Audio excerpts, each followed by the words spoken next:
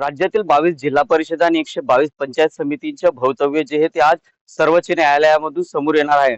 नंदुरबार जिल्ह्यासोबतच राज्यातील 22 जिल्हा परिषद आणि 122 पंचायत समितींनी 50% पेक्षा आरक्षणाची मर्यादा जी आहे ती ओलांडली होती. त्यामुळं या जिल्हा परिषद आणि पंचायत समितीच्या निवडणुका रखडलेल्या आहेत.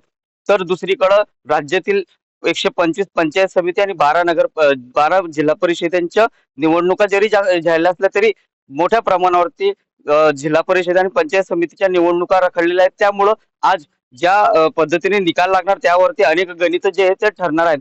न्यायालयाच्या आदेशाकडे आता सर्वांचे लक्ष जे आहे ते लागलेलं आहे. दुपारपर्यंत हा जो निकाल जो आहे तो हाती येणार आहे. त्यामुळं नंदुरबार जिल्ह्यातील अनेक इच्छुक उमेदवार असतील ते गुडघ्याला बाशिंग बांधून तयार होते, परंतु निवडणुका रखडल्यामुळे आता या उमेदवारांसमोर आता कार्यकर्त्यांना सांभाळण्याचं मोठं आव्हान जे आहे ते उभं राहिलेलं आहे. तर दुसरीकडे राजकीय पक्षांचे देखील या निकालाकडे सर्वांचे लक्ष लागलेले आहे. राज्यातील 22 जिल्हा परिषद आणि 122 पंचायत समितींनी 50% पेक्षा अधिक आरक्षणाची मर्यादा ओलांडली. त्यामुळे या निवडणुका रखडलेल्या आहेत. त्यामुळे या निवडणुकीचे भवितव्य जे आहे ते आता सर्वोच्च न्यायालयाच्या हातात राहणार आहे आणि सर्वोच्च न्यायालय नेमकं काय निकाल देतं आणि निवडणुका कधी घोषित होता हे पाहणं आता महत्त्वाचे ठरणार आहे. जितेंद्र बैसाना, टीव्ही 9 मराठी, नंदुरबार.